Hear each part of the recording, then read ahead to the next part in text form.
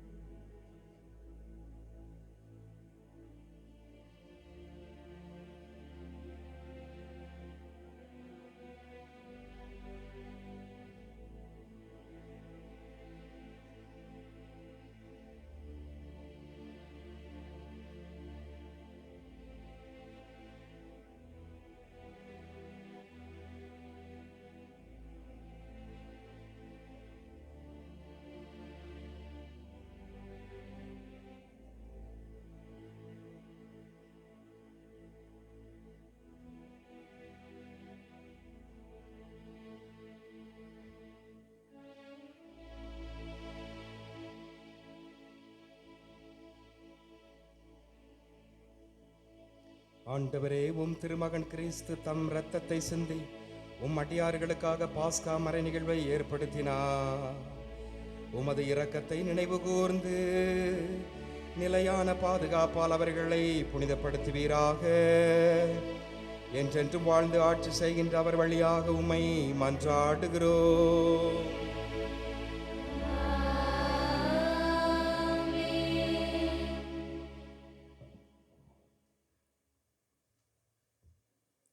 இப்போது குரு பீட பணியாளர்களுடன் பவனியாக வருவார். ஆண்டவர் இயேசுவின் திருப்பாடுகளின் போது நம் துயரத்தையும் வெறுமையையும் காட்ட எழுந்து தலைவணங்கி நிற்போம். இன்றைய இறைவாக்கு வழிபாட்டின் முதல் வாசகம் இறைவாக்கினர் எசாயாவின் ஏட்டிலிருந்து இடம்பெறுகிறது. இறையடியார்கள் வரலாற்றில் எப்போதுமே வதைக்கப்படுகிறார்கள். இறைவார்த்தையை துணிச்சலோடு எடுத்துரைக்கின்ற போது பல்வேறு துன்பங்களுக்கு ஆளாக்கப்படுகின்றார்கள். உலகம் அவர்களை கேலி செய்து அவமானப்படுத்துகிறது. மக்கள் எதிர்பார்க்கிற வசீகரம் அவர்களிடம் இல்லை. பல்வேறு நெருக்கடிகளுக்கு உள்ளாக்கும் இறைப்பணியாளர் மக்களின் சுமைகளை தன்மேல் ஏற்றுக்கொள்கிறார்கள். மக்களுக்காகவே நொறுக்கப்பட்டு உயிரையும் கொடுக்கிறார்கள். துன்புறும் இறை ஊழியரை பற்றி இவ்வாசகத்தை கேட்போம்.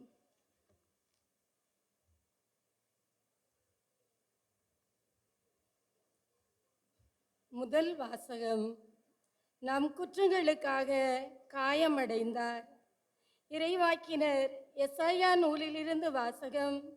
அதிகாரம் 52 இறை வார்த்தை 13 முதல் அதிகாரம் 53 இறை வார்த்தை 12 வரை. இறைவாக்கினர் எசாயா நூலிலிருந்து வாசகம். அதிகாரம் 52 இறை வார்த்தை 13 முதல். ஆண்டவரே பேசும், ஆண்டவரே பேசும். இதோ என் ஊழியர் சிறப்படைவார்.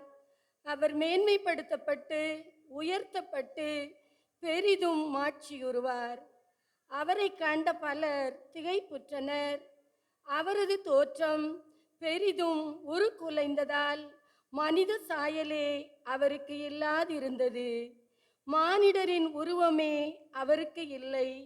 அவ்வாறே அவர் பல பிற இனத்தாரை அதிர்ச்சிக்கு உள்ளாக்குவார். அரசர்களும் அவரை முன்னிட்டு வாய்ப்பொத்தி நிற்பர். ஏனெனில் தங்களுக்கு சொல்லப்படாததை அவர்கள் காண்பர், தாங்கள் கேள்விப்படாததை அவர்கள் புரிந்து கொள்வர். நாங்கள் அறிவித்ததை நம்பியவர் யார்? ஆண்டவரின் ஆற்றல் யாருக்கு வெளிப்படுத்தப்பட்டது? இளந்தளிர் போலும் வறண்ட நில வேர் போலும் ஆண்டவர் முன்னிலையில் அவர் வளர்ந்தார். நாம் பார்ப்பதற்கு ஏற்ற அமைப்போ அவருக்கு இல்லை. நாம் விரும்பத்தக்க தோற்றமும் அவருக்கு இல்லை. அவர் இகழப்பட்டார், மனிதரால் புறக்கணிக்கப்பட்டார், வேதனையுற்ற மனிதராய் இருந்தார், நோயுற்று நலிந்தார், காண்போர் தம் முகத்தை மூடிக்கொள்ளும் நிலையில் அவர் இருந்தார். அவர் இழிவுபடுத்தப்பட்டார், அவரை நாம் மதிக்கவில்லை. மெய்யாகவே அவர் நம் பிணிகளை தாங்கிக் கொண்டார், நம் துன்பங்களை சுமந்து கொண்டார். நாமோ அவர் கடவுளால் வதைக்கப்பட்டு நொறுக்கப்பட்டவர் என்றும் சிறுமைப்படுத்தப்பட்டவர் என்றும் எண்ணினோம். அவரோ நம் குற்றங்களுக்காக காயமடைந்தார், நம் தீச்செயல்களுக்காக நொறுக்கப்பட்டார். நமக்கு நிறை வாழ்வை அளிக்க அவர் தண்டிக்கப்பட்டார். அவர் தம் காயங்களால் நாம் குணமடைகின்றோம். ஆடுகளைப் போல நாம் அனைவரும் வழிதவறி அலைந்தோம். நாம் எல்லோரும் நம் வழியே நடந்தோம். ஆண்டவரோ நம் அனைவரின் தீச்செயல்களையும் அவர் மேல் சுமத்தினார். அவர் ஒடுக்கப்பட்டார், சிறுமைப்படுத்தப்பட்டார். ஆயினும் அவர் தம் வாயை திறக்கவில்லை. அடிப்பதற்கு இழுத்துச் செல்லப்பட்ட ஆட்டுக்குட்டி போலும், ரோமம் கத்தரிப்போர் முன்னிலையில் கத்தாத செம்மறி போலும் அவர் தம் வாயை திறவாதிருந்தார். அவர் கைது செய்யப்பட்டு தீர்ப்பிடப்பட்டு இழுத்துச் செல்லப்பட்டார். அவருக்கு நேர்ந்ததை பற்றி அக்கறை கொண்டவர் யார்? ஏனெனில் வாழ்வோர் உலகினின்று அவர் அகற்றப்பட்டார்.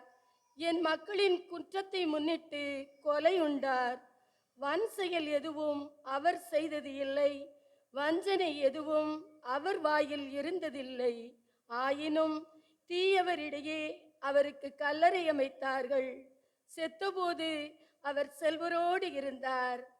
அவரை நொறுக்கவும் நோயால் வதைக்கவும் ஆண்டவர் திருவுளம் கொண்டார். அவர் தம் உயிரை குற்றநீக்க பலியாக தந்தார். எனவே தம் வழிமரபு கண்டு நீடு வாழ்வார். ஆண்டவரின் திருவுளம் அவர் கையில் சிறப்புறும். அவர் தம் துன்ப வாழ்வின் பயனைக் கண்டு நிறைவடைவார். நேரியவராகிய என் ஊழியர் தம் அறிவால் பலரை நேர்மையாளராக்குவார். அவர்களின் தீச்செயல்களை தாமே சுமந்து கொள்வார். ஆதலால் நான் அவருக்கு மதிப்பு மிக்கவரிடையே சிறப்பளிப்பேன். அவரும் வலியவரோடு கொள்ளை பொருளை பங்கிடுவார். ஏனெனில் அவர் தம்மையே சாவுக்கு கையளித்தார். கொடியவருள் ஒருவராக கருதப்பட்டார். ஆயினும் பலரின் பாவத்தை சுமந்தார். கொடியோருக்காக பரிந்து பேசினார். இது ஆண்டவர் வழங்கும் அருள்வாக்கு.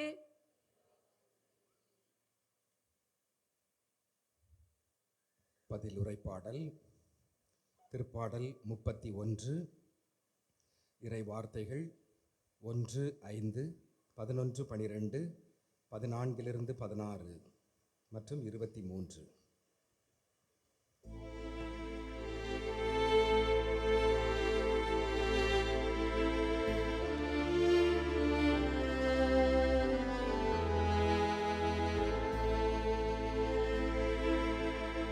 தந்தையே, உம் கையில் என் ஆவியை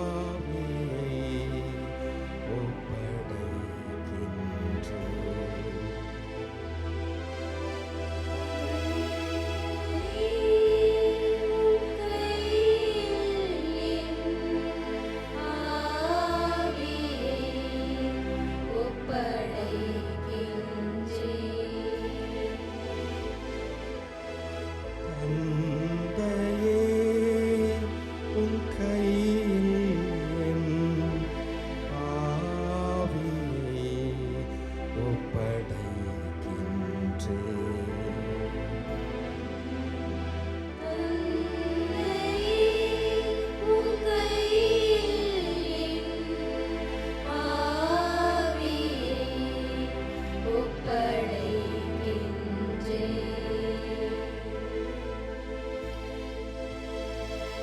ஆண்டவரே, உம்மிடம் அடைக்கலம் புகுகிறேன். நான் ஒரு நாளும் ஏமாற்றமடைய விடாதேயும். உம்முடைய நீதியின்படி என்னை விடுவித்தருளும். உம் கையில் என் ஆவியை ஒப்படைக்கிறேன் ஆண்டவரே. வார்த்தையில் தவறாத இறைவா, நீரென்னை மீட்டருளும்.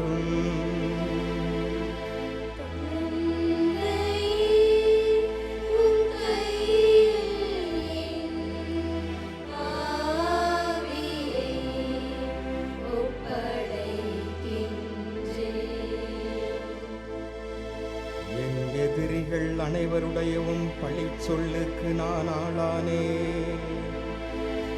என் அயலாரின் நகைப்போக்கு இலக்கானே. எனக்கு அறிமுகமானவர்களின் அச்சத்திற்குரியவன் ஆனே. வெளியே என்னை காண்கின்றவர்கள் என்னை விட்டு ஓடுகின்றனர். இறந்து போனவன் போல் பிறர் கண்ணுக்கு மறைவானே.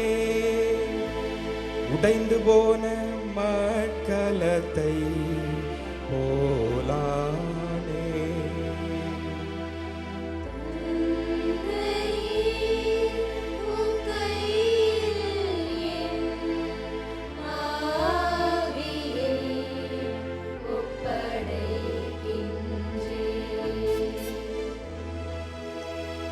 ஆனால் ஆண்டவரே, நான் உம் மீது நம்பிக்கை வைக்கின்றேன். நீரே என் கடவுள் என்றே. என் கதி உம் கையில் உள்ளது ஆண்டவரே.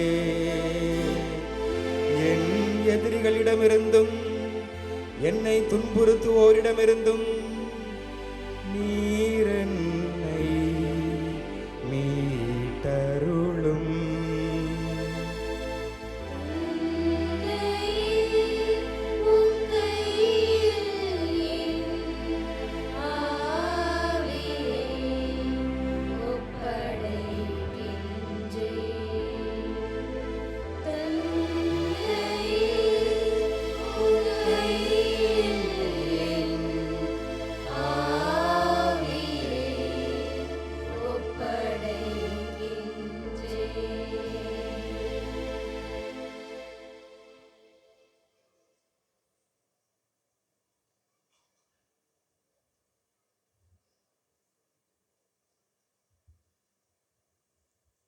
இரண்டாம் வாசக முன்னுரை.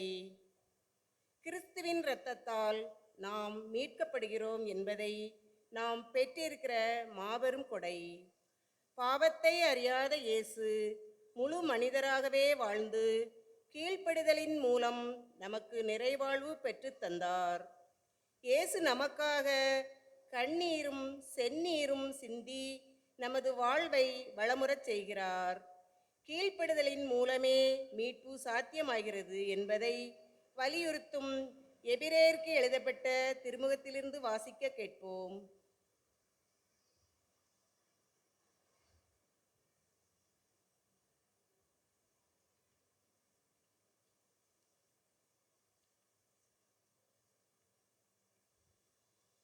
இரண்டாம் வாசகம். எபிரேயருக்கு எழுதப்பட்ட திருமுகத்திலிருந்து வாசகம். அதிகாரம் 4, இறை வார்த்தைகள் 14 முதல் 16 முடிய மற்றும் அதிகாரம் 5 வசனங்கள் 7 முதல் 9 முடிய. எபிரேயருக்கு எழுதப்பட்ட திருமுகத்திலிருந்து வாசகம். அதிகாரம் 4 வசனங்கள் 14 16 முடிய மற்றும் அதிகாரம் 5 வசனங்கள் 7 முதல் 9 முடிய. ஆண்டவரே பேசும். ஆண்டவரே பேசும். வானங்களை கடந்து சென்ற இறைமகனாகிய இயேசுவை நாம் தனிப்பெரும் தலைமை குருவாக கொண்டுள்ளதால் நாம் அறிக்கையிடுவதை விடாது பற்றிக்கொள்வோமாக. ஏனெனில் நம் தலைமை குரு நம்முடைய வலுவின்மையை கண்டு இரக்கம் காட்ட இயலாதவர் அல்ல, மாறாக எல்லா வகையிலும் நம்மை போல சோதிக்கப்பட்டவர், எனினும் பாவம் செய்யாதவர். எனவே நாம் இரக்கத்தை பெறவும் ஏற்ற வேளையில் உதவக்கூடிய அருளை கண்டடையவும் அருள் நிறைந்த இறை அரியணையை துணிவுடன் அணுகிச் செல்வோமாக. அவர் இவ்வுலகில் வாழ்ந்த காலத்தில் தம்மை சாவிலிருந்து காப்பாற்ற வல்லவரை நோக்கி உரத்த குரல் எழுப்பி கண்ணீர் சிந்தி மன்றாடி வேண்டினார். அவர் கொண்டிருந்த இறைப்பற்று கலந்த அச்சத்தை முன்னிட்டு கடவுள் அவருக்கு செவிசாய்த்தார். அவர் இறைமகனாயிருந்தும் துன்பங்கள் வழியே கீழ்ப்படிதலை கற்றுக்கொண்டார். அவர் நிறைவுள்ளவராகி தமக்கு கீழ்ப்படிவோர் அனைவருக்கும் என்றென்றும் மீட்படைய காரணமானார். ஆண்டவர் வழங்கும் அருள்வாக்கு.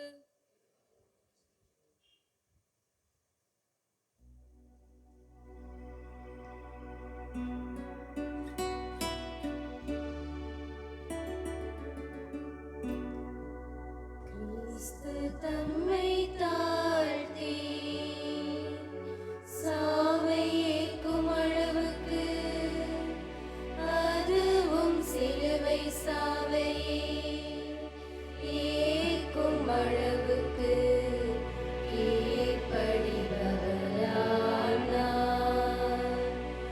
ஆதலால் தான் கடவுள் அவரை எல்லோருக்கும் மேலாய் உயர்த்தி எப்பெயருக்கும் மேலான பெயரை அவருக்கு அருளினார்.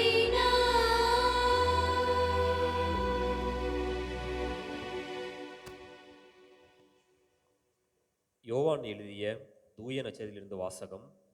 அதிகாரம் 18, இறை வார்த்தைகள் 1 முதல் அதிகாரம் 19, இறை வார்த்தைகள் 42 முடிய.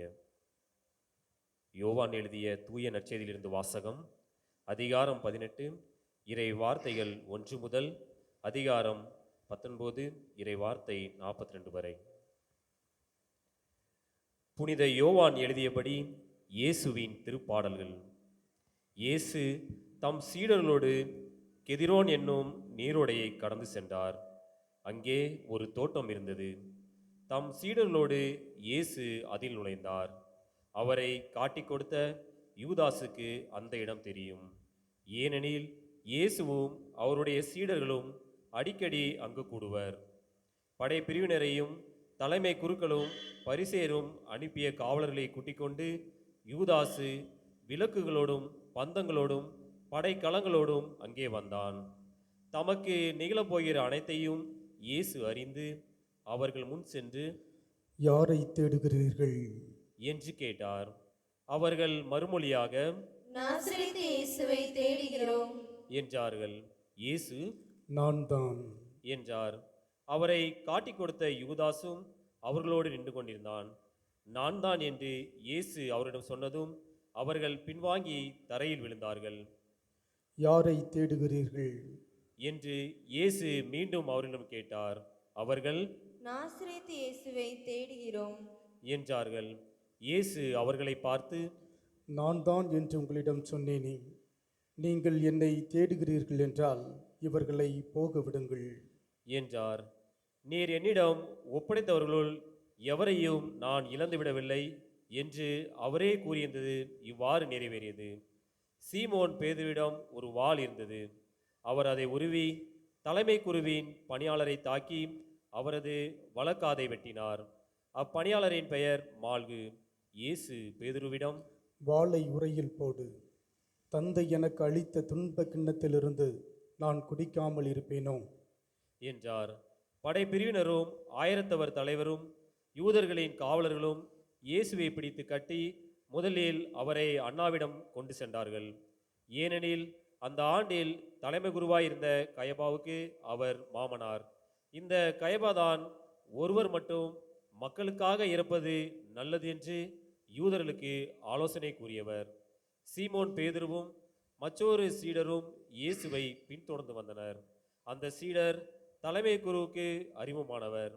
ஆகவே இயேசுவுடன் தலைமை குருவின் மாளிகை முச்சலத்தில் நுழைந்தார். பேதுரு வெளியில் வாயிலருகே நின்று கொண்டிருந்தார். அப்போது தலைமை குருவுக்கு அறிமுகமாயிருந்த அந்த சீடர் வெளியே வந்து வாயில் காவலிடம் சொல்லி பேதுருவை உள்ளே கூட்டி சென்றார். வாயில் காவல் செய்த அப்பணிப்பெண் பேதுருவிடம், நீயும் இம்மனிதருடைய சீடருள் ஒருவன்தானே? என்று கேட்டார். பேதுரு இல்லை என்றார். அப்போது குளிராயிருந்ததால் பணியாளர்களும் காவலர்களும் கரியினால் தீமூட்டி அங்கே நின்று குளிர் காய்ந்து கொண்டிருந்தார்கள். பேதுருவும் சென்று அவர்களோடு நின்று குளிர் காய்ந்து கொண்டிருந்தார். தலைமை குரு இயேசுவின் சீடர்களை பற்றியும் அவருடைய போதனையை பற்றியும் அவரிடம் கேட்டார். இயேசு அவரை பார்த்து, நான் உலகறிய வெளிப்படையாக பேசினேன். யூதர் அனைவரும் கூடி வரும் தொழுகை கூடங்களிலும் கோவிலிலும் நான் எப்போதும் கற்பித்து வந்தேன். நான் மறைவாக எதையும் பேசியதில்லை. ஏன் என்னிடம் கேட்கின்றீர்? நான் பேசியதை கேட்டுக்கொண்டிருந்தவர்களிடம் கேட்டு பாரும். நான் என்ன சொன்னேன் என அவர்களுக்கு தெரியுமே என்றார். அவர் இப்படி சொன்னதால் அங்கு நின்று கொண்டிருந்த காவலர்கள் ஒருவர், தலைமை குருவுக்கு இப்படியா பதில் கூறுகிறாய் என்று சொல்லி இயேசுவின் கன்னத்தில் அறைந்தார். இயேசு அவரிடம், நான் தவறாக பேசியிருந்தால் தவறு என்னவென காட்டும். சரியாக பேசியிருந்தால் ஏன் அடிக்கின்றீர் என்று கேட்டார். அதன் பின் அண்ணா அவரை கட்டப்பட்ட நிலையில் தலைமை குரு கயபாவிடம் அனுப்பினார். சீமோன் பேதுரு அங்கு நின்று குளிர் காய்ந்து கொண்டிருந்தார். அப்போது அங்கிருந்தவர்கள் அவரிடம், நீயும் அவனுடைய சீடருள் ஒருவன்தானே? என்று கேட்டனர். அவர் இல்லை என்று மறுதளித்தார். தலைமை குருவின் பணியாளர்கள் ஒருவர், நான் உன்னை தோட்டத்தில் அவரோடு பார்க்கவில்லையா என்று கேட்டார். பேதுருவால் காது வெட்டப்பட்டவருக்கு இவர் உறவினர். பேதுரு மீண்டும் மறுதளித்தார். உடனே சேவல் கூவிச்சு. அதன் பின் அவர்கள் கயபாவிடமிருந்து ஆளுநர் மாளிகைக்கு இயேசுவை கொண்டு சென்றார்கள். அப்போது விடியற்காலம். பாஸ்கா உணவை உண்ணுமுன் தீட்டுப்படாமல் இருக்க ஆளுநர் மாளிகையில் அவர்கள் நுழையவில்லை. எனவே பிலாத்து வெளியே அவரிடம் வந்து, நீங்கள் இந்த ஆளுக்கு எதிராக கூறும் குற்றச்சாட்டு என்ன என்று கேட்டார். அதற்கு அவர்கள், இவன் குற்றம் செய்திருந்தால் இவனை நாங்கள் உம்மிடம் ஒப்புவித்திருக்க மாட்டோம் என்றார்கள். பிலாத்து அவர்களிடம், நீங்கள் இவனை கொண்டு போய் உங்கள் சட்டப்படி இவனுக்கு தீர்ப்பு வழங்குங்கள் என்றார். யூதர்கள் அவரிடம், சட்டப்படி நாங்கள் யாருக்கும் மரண தண்டனை விதிக்க முடியாது என்றார்கள். இவ்வாறு தாம் எப்படிப்பட்ட சாவுக்கு உட்பட போகிறார் என்பதை குறிப்பிட்டு இயேசு கூறியிருந்ததை நிறைவேற செய்தார்கள். பிலாத்து மீண்டும் ஆளுநர் மாளிகை சென்று இயேசுவை கூப்பிட்டு அவரிடம், நீ யூதரின் அரசனா என்று கேட்டான். இயேசு மறுமொழியாக, நீராக இதை கேட்கிறீரா அல்லது மற்றவர்கள் என்னை பற்றி உம்மிடம் சொன்னதை வைத்து கேட்கிறீரா என்று கேட்டார். அதற்கு பிலாத்து, நான் ஒரு யூதனா என்ன?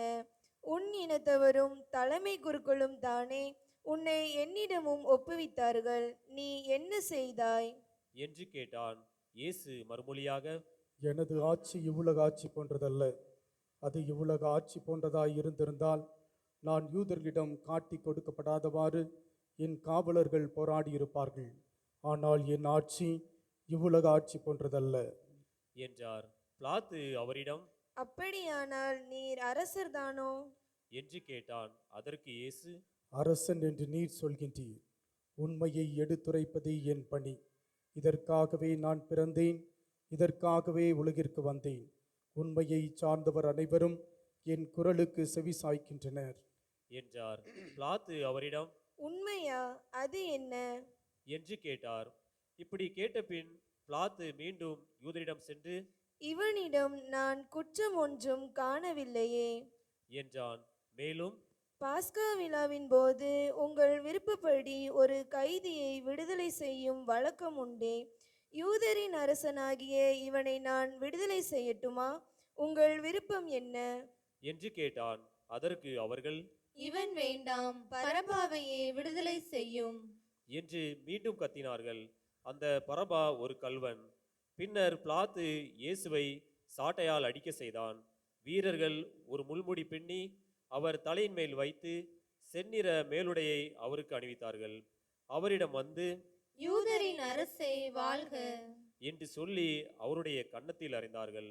பிலாத்து மீண்டும் வெளியே வந்து அவர்களிடம், அவனை நான் உங்கள் முன் வெளியே கூட்டி வருகின்றேன். பாருங்கள், அவனிடம் நான் குற்றம் ஒன்றும் காணவில்லை என்பதை அறிந்து கொள்ளுங்கள் என்றான். இயேசு முள்முடியும் செந்நிற மேலுடையும் அணிந்தவராய் வெளியே வந்தார். பிலாத்து அவர்களிடம், இதோ மனிதன் என்றான். அவரை கண்டதும் தலைமை குருக்களும் காவலர்களும் சிலுவையில் அறையும், சிலுவையில் அறையும் என்று கத்தினார்கள்.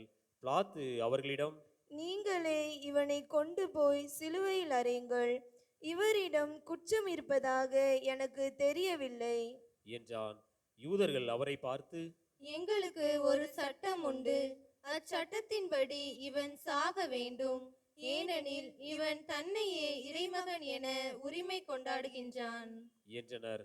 பிலாத்து இதை கேட்டதும் இன்னும் மிகுதியாக அஞ்சினான். அவன் மீண்டும் ஆளுநர் மாளிகைக்குள் சென்று இயேசுவிடம், நீ எங்கிருந்து வந்தவன் என்று கேட்டான். ஆனால் இயேசு அவனுக்கு பதில் கூறவில்லை. அப்பொழுது பிலாத்து, என்னோடு பேச மாட்டாயா? உன்னை விடுதலை செய்யவும் எனக்கு அதிகாரம் உண்டு, உன்னை சிலுவையில் அறையவும் எனக்கு அதிகாரம் உண்டு என்பது உனக்கு தெரியாதா என்றான். இயேசு மறுமொழியாக, மேலிருந்து அருளப்படாவிடில் உமக்கு என்மேல் எந்த அதிகாரமும் இராது. ஆகவே என்னை உம்மிடம் ஒப்புவித்தவன்தான் பெரும் பாவம் செய்தவன் என்றார். அது முதல் பிலாத்து அவரை விடுவிக்க வழி தேடினான். ஆனால் யூதர்கள், நீர் இவனை விடுவித்தால் சீசருடைய நண்பராய் இருக்க முடியாது, தம்மையே அரசராக்கிக் கொள்ளும் எவரும் சீசருக்கு எதிரி என்றார்கள். இவ்வார்த்தைகளை கேட்டதும் பிலாத்து இயேசுவை வெளியே கூட்டி வந்தான். கல்தலம் என்னும் இடத்தில் இருந்த நடுவர் அறிக்கை மீது அமர்ந்தான். அந்த இடத்திற்கு எபிரேய மொழியில் கபதா என்பது பெயர். அன்று பாஸ்கா விழாவுக்கு ஏற்பாடு செய்யும் நாள். ஏறக்குறைய நண்பகல் வேளை. பிலாத்து யூதர்களிடம், இதோ உங்கள் அரசன் என்றான்.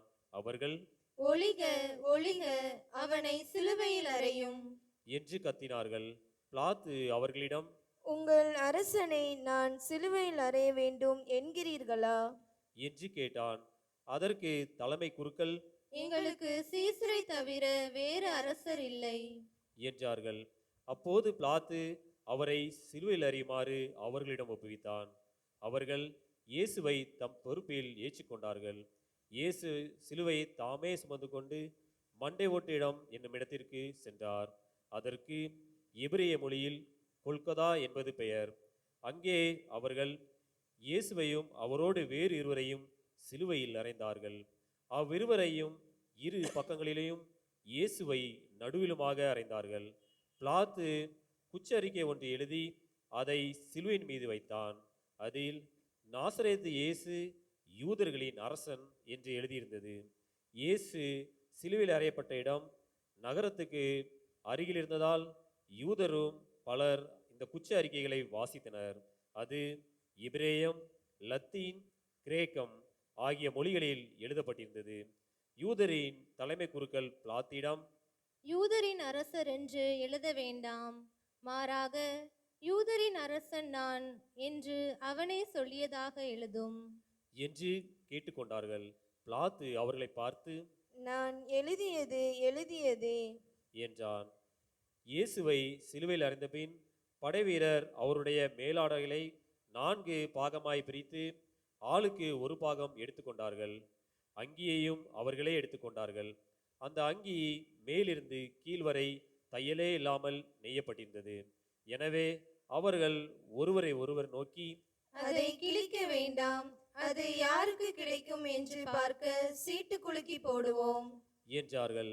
என் ஆடைகளை தங்களுக்குள் பகிர்ந்து என் உடை மீது சீட்டு போட்டார்கள் என்னும் மறைநூல் வாக்கு இவ்வாறு நிறைவேறியது. சிலுவை அருகில் இயேசுவின் தாயும் தாயின் சகோதரியும் குளோபாவின் மனைவியான மரியாவும் மகதல மரியாவும் நின்று கொண்டிருந்தனர். இயேசு தம் தாயையும் அருகில் நின்ற தம் அன்பு சீடரையும் கண்டு தம் தாயிடம், அம்மா, இவரே உம் மகன், என்றார்.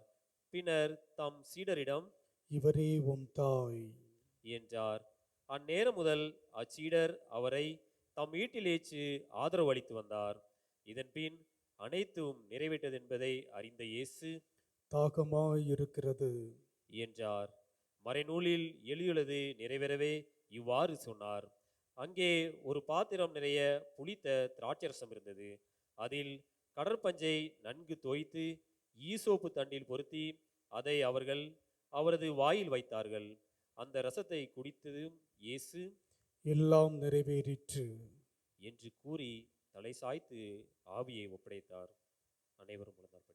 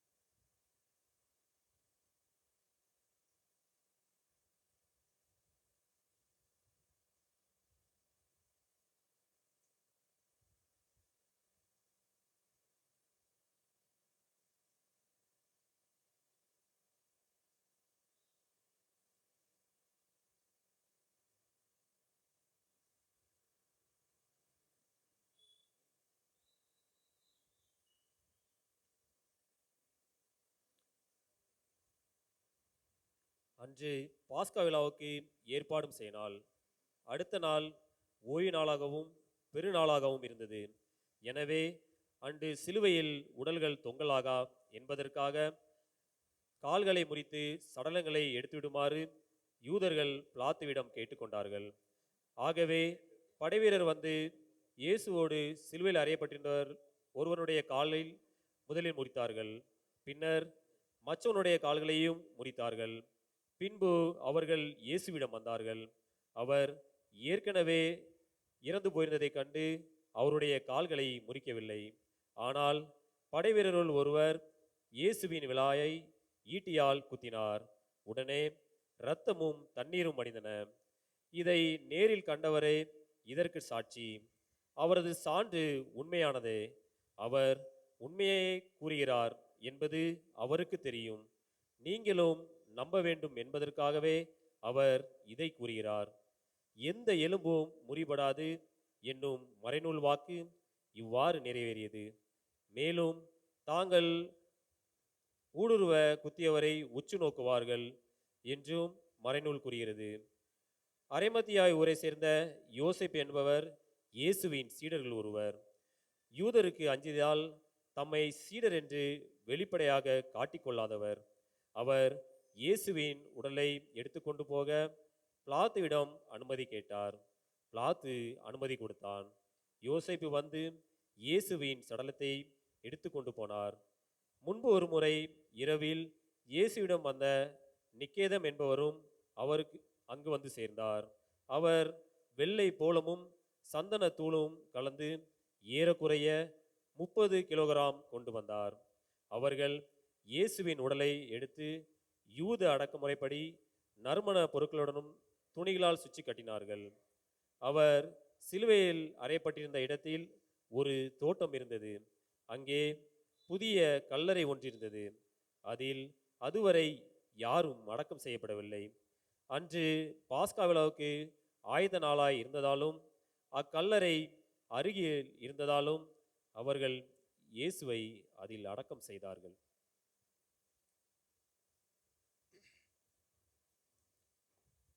அனைவரும் அமர்வோம்.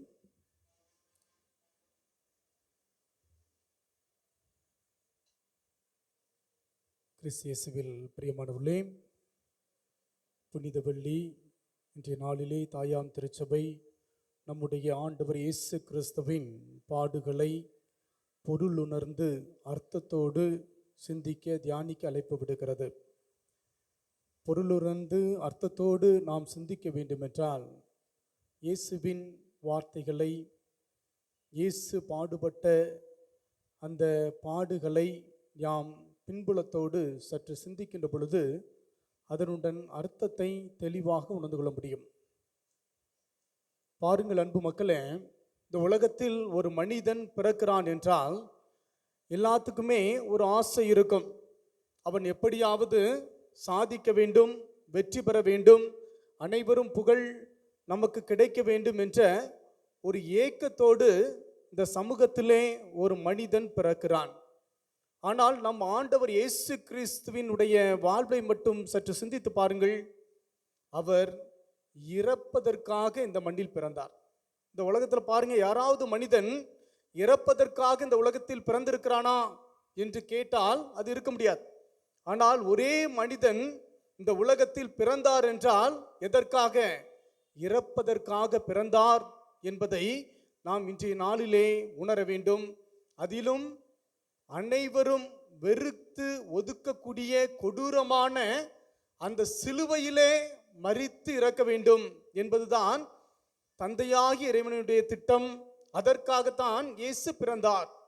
நீ பாருங்கள், இந்த சிலுவை என்று பார்க்கின்ற பொழுது அது முதலிலே பாரசீக நாட்டிலே தான் அந்த சிலுவை சாவு என்பது முதலாக மனிதர்களுக்கு கொடுக்கப்படுகிறது. அது எப்படின்னா, இதை போல குறுக்கும் நெடுக்குமாக மரம் இருக்கும். அதை அவர்கள் நேரத்துக்கு ஏற்றபடி மாற்றிக்கொள்வார்கள். அதில் ஒரு மனிதனை அறைந்த பிறகு என்ன செய்வார்களாம், அவன் எப்படி சாகிறான் என்று பக்கத்தில் இருந்து அப்படியே அவன் சாகக்கூடிய ஒவ்வொரு நிகழ்வையும் பார்த்து ரசிப்பார்களாம். இப்படித்தான் பாரசீகர்களினுடைய காலத்தில் இருந்தது. ஆனால் அதை கடந்து அப்படியே ரோமியர் காலத்தில் எப்படி வருகிறது என்றால், கொலை செய்தவர்கள், தேச துரோகம் செய்தவர்கள், களவு செய்தவர்களுக்கு இப்படிப்பட்ட சிலுவை சாவு கொடுக்கப்படுகிறது. அந்த சிலுவை என்பது வெறும் இப்படி சிலுவையாக இல்லாமல் ஒரு எல் வடிவில் இருக்கலாம், எக்ஸ் வடிவில் இருக்கலாம், டி வடிவில் இருக்கலாம், அல்லது நடு கம்பம் மட்டும் இருக்கலாம். இப்படி பல வடிவுகளிலே அந்த சிலுவையானது இருந்தது. ஆனால் பாருங்கள், அந்த சிலுவை சாவு பெற்றவன் என்ன செய்வான் என்றால், அவன் பக்கத்திலே அவனுடைய உறவுகள், சொந்தங்கள் யாரும் போகக்கூடாது. பக்கத்தில் யாருமே அவனுடைய சாவை பார்க்கக்கூடாது. அவன் ஒரு மலையிலே உச்சியிலே அப்படியே அந்த கழுகு வந்து கொஞ்சம் கொஞ்சமாக கொத்தி கொத்தி அவனுடைய உடலை அப்படியே தின்று கொஞ்சம் கொஞ்சமாக என்ன செய்ய வேண்டுமாம், உயிர் போக வேண்டும். இப்படிப்பட்ட கொடூரமான சாவுதான் சிலுவை சாவு ரோமியர் காலத்தில் கொடுக்கப்பட்டது. அப்படிப்பட்ட சாவைதான் நம் ஆண்டவர் இயேசு கிறிஸ்து ஏற்க முன்வருகின்றார். இதற்காகத்தான் பிறந்தார். ஆம் அன்பு மக்களே, அந்த சிலுவையில அவர் தொங்குகின்ற பொழுது சொன்ன அந்த 7 வார்த்தைகளைத்தான் இன்னைக்கு நம்ம வாழ்வு மாற்றத்திற்காக ஒரு சிலுவையின் மகிமையை, உண்மையை நாம் புரிந்து கொள்வதற்காக சற்று சிந்திக்கலாம் என்று நினைக்கிறேன். எனவே முதல்ல யாராவது எடுத்து வாசிங்க பார்ப்போம். லூக்கா அதிகாரம் 23:34. லூக்கா அதிகாரம் 23 இறை வார்த்தை 34. தந்தையே, இவர்களை மன்னியும், ஏனெனில் தாங்கள் செய்வது என்னவென்று இவர்களுக்கு தெரியவில்லை என்று தந்தையே, இவர்களை மன்னியும், ஏனெனில் தாங்கள் செய்வது என்னவென்று இவர்களுக்கு தெரியவில்லை. பாருங்க, அவர் அடிச்சு நொறுக்கிறாங்க. இப்பதான் நம்ம சிலுவை பாடு தியானிச்சோம். அடிச்சு நொறுக்கி அப்படியே குத்துயிரா கிடக்கிறாரு, அப்படியே சிலுவையில தொங்குறாரு. அப்போ தன்னை இந்த அளவுக்கு கொடுமைப்படுத்திய மக்களை பார்த்து சிலுவையிலே அவர் சொன்ன வார்த்தை என்னது? என்ன சொன்னாரு? மன்னியும் என்று சொல்லுகிறார். அப்ப பாருங்க, எப்பொழுது ஒரு மனிதன் பிறரை மன்னிக்கின்றீர்களோ அப்ப என்னதான் முதலாக நம்மிடம் என்ன நடக்கிறது என்றால், நாம் இறை தன்மையை பெறுகிறோம். யாரெல்லாம் மன்னிக்கிறீங்களோ வாழ்க்கையில், அதுவும் நமக்கு யாரெல்லாம் கஷ்டம் கொடுத்தாங்களோ, வேண்டாது செஞ்சாங்களோ, நம்ம முன்னேறக்கூடாதுன்னு நினைச்சாங்களோ, அவர்களை பார்த்து நீங்க மன்னிக்கின்ற பொழுது நீங்க மனிதனாக இல்லை. எப்படி மாறுறீங்களா? இறைத்தன்மை, இறைவனாகவே மாறுகின்றீர்களாம். அதை தான் சொல்லுவாங்க, எப்பொழுது ஒரு மனிதன் மன்னிக்க கற்றுக்கொள்கின்றானோ அப்பொழுது உண்மையிலேயே அவன் ஒரு மனிதனாக இல்லாமல் புனித நிலையை எட்டுகிறான். இதுதான் 1981 ஒரு பத்திரிகையிலே வந்த நிகழ்வு. அதாவது காந்தி என்று சொல்லக்கூடிய ஒரு பத்திரிகை நிருபர் எழுதுகிறார். 2 நிகழ்வை சொல்லுகிறார். அதுல முதல்ல என்ன நிகழ்வு அப்படின்னா, அமெரிக்காவில் அப்போ பிரசிடென்டாக இருந்தவர் ரீகன், அவர் என்ன செய்யப்படுகிறார்? தன்னுடைய பணியாளராக சுடப்படுகிறார். சுட்ட உடனே என்ன நடக்குது அப்படின்னா, அவரை அங்கிருந்த போலீஸ் எல்லாருமே கைது செய்து அடித்து இழுத்துட்டு போறாங்க. அப்போ இவர் ஆம்புலன்ஸில் ஏற்றுகின்ற பொழுது அவர் சிரித்துக்கிட்டே அந்த மனிதனை பார்த்து சொல்கிறாரு, அப்படியே விட்டுருங்க அப்படின்னு கையாற்றார். இதே போல இன்னொரு நிகழ்வு நடக்கிறது. யாரு அப்படின்னா, ஜான் பால் II வந்து அலி என்கின்ற ஒரு முஸ்லிம் மனிதரால் சுடப்படுகிறார். சுட்ட பிறகு என்ன நடந்தது என்றால், அவருக்கு சிகிச்சை பெற்ற பிறகு நேரடியாக அந்த மனிதனை சிறையில் சென்று, எப்பா என்ன சுட்டுட்டா, இருந்தாலும் நான் என்ன செய்கிறேன், உன்னை மன்னிக்கிறேன் அப்படின்னு சொல்றார். அப்போ பாருங்க, இந்த இரண்டு நிகழ்வையும் ஒரு கட்டுரையிலே அந்த காந்தி என்று சொல்லக்கூடிய ஒரு மனிதன் குறிப்பிடும் போது சொல்லுகிறாரு, ரீகனை பற்றி ஒரு மனிதனாக அவர் மாறினார். ஆனால் எப்பொழுது 2ஆம் ஜான் பால் நேரடியாக சென்று அவரை மன்னித்தாரோ, அதனால் அந்த மனிதன் எப்படி மாறிட்டானா, புனிதனாக மாறிட்டான் என்று சொல்லுகிறார். எனவே எப்பொழுது உங்களுக்கு இடைஞ்சல் செய்தவங்கள, எப்பொழுது உங்களுக்கு தேவையில்லாததை சொன்னவங்கள, வாழ்க்கையை கெடுத்தவங்களை நீங்கள் மன்னிக்கின்ற பொழுது ஒரு மெச்சூரிட்டி அடைந்து நீங்கள் உண்மையிலேயே ஒரு புனித நிலைக்கு தள்ளப்படுறீங்க. எனவே நம்ம வாழ்க்கையில எப்பொழுது தேவையில்லாத வார்த்தையை கோபத்தில் பேசுறோமோ, மன்னிக்காம ஏசுறோமோ, அப்பொழுது அது நம்மை மட்டும் பாதிக்கவில்லை, பிறரை பாதிக்கிறது. என்றால் நம்ம எப்படி இருக்கிறோம், ஒரு சின்ன பையனாவே இருக்கிறோம், வளரவில்லை, புனித நிலையை அடையவில்லை. எனவே முதலிலே இயேசு சொல்கிறாரு சிலுவையில, நான் வெறும் வார்த்தையா மட்டும் சொல்லல, என்னுடைய வாழ்க்கை அனுபவமாக உனக்கு சொல்லித் தருகிறேன், நீ பிறரை மன்னி என்று சொல்லுகிறார். இரண்டாவதாக பார்க்கிறோம், வாசிங்க லூக்கா அதிகாரம் 23 இறைவார்த்தை 43. லூக்கா 23 இறைவார்த்தை 43. அதற்கு இயேசு அவரிடம், நீர் இன்று என்னோடு பேரின்ப வீட்டில் இருப்பீர் என உறுதியாக உமக்கு சொல்கிறேன் என்றார். இது யாரை பார்த்து சொல்றார் இயேசு? யாரை பார்த்து? கல்வனை பார்த்தா? 2 கல்வன் இருந்தாங்களா, எந்த கல்வனை பார்த்து? நல்ல கல்வனை பார்த்துக்கணும். அப்போ வலது இடது, வலதுல யார் இருக்கிறா? நல்ல கல்வனை பார்த்து சொல்லுகிறார். அங்க பாருங்க, கெட்ட கல்வன் என்ன சொல்லுகிறான், அடிச்சு அவனுக்கும் தொங்க விட்டுருக்காங்க, அப்படியே அவனுக்கும் துன்பத்துல என்ன செய்யறான், புலம்புகிறான். எப்படி புல்றான், நீர் மெஸ்ஸியா தானே, எங்களை காப்பாத்திரலாமே, நீ நினைச்சிருந்தா உண்மை விடுவித்திரலாமே, எங்களையும் காப்பாத்திரலாமே என்று சொல்லி தன்னுடைய துன்ப நேரத்தில் புலம்பியவன் யாரு? கெட்ட கல்வன். அதே நேரத்தில் நல்ல கல்வன் என்ன செஞ்சான், அந்த துன்ப நேரத்தில் என்ன செய்கிறான், உணர்கிறான், தன் தவறை ஏற்றுக்கொள்கிறான், தன்னை உண்மையிலேயே உணர்ந்த நிலையிலே இவர்தான் மெஸ்ஸியா, இவர்தான் நம்ம மீட்க போறவர், இவரால் மட்டும்தான் எல்லாம் முடியும் என்று அவரிடம் என்ன செய்கிறான், சரணடைகிறான். சரணடைந்ததனால என்னாவது, நீ இன்றே வான் வீட்டில் இருப்பாய். அப்போ பாருங்க, எப்பொழுது ஒரு துன்ப நேரத்துல நம்ம வெறும் புலம்பி அழுது இயேசுவையோ இறைவனையோ தூற்றி, நான் கோயிலுக்கு போக மாட்டேன், விவிலியம் வாசிக்க மாட்டேன், நக்கர்ணை வாங்க மாட்டேன் என்று இறைவனை விட்டு விலகுவதை காட்டிலும், துன்ப நேரத்துல அதிலிருந்து நம் பாடத்தை கற்றுக்கொண்டு அதன் மேன்மையை உணர்ந்து அதை கையாளக்கூடிய பக்குவத்தை கற்றுக்கொண்டு முயல நம்ம எதை நோக்கி பயணிக்கிறோமா, விண்ணக வாழ்வை நோக்கி பயணிக்கிறோம். எனவே துன்பம் என்பது நிரந்தரம் அல்ல. அதை கையாள பக்குவத்தை பெற்றுக்கொண்டீர்கள் என்றால் நீங்க என்ன செய்யலாம், விண்ணகத்தை அடைய முடியும் என்று நம் இறைவன் ஆண்டவர் இயேசு கிறிஸ்து நமக்கு சொல்லி தருகிறார்.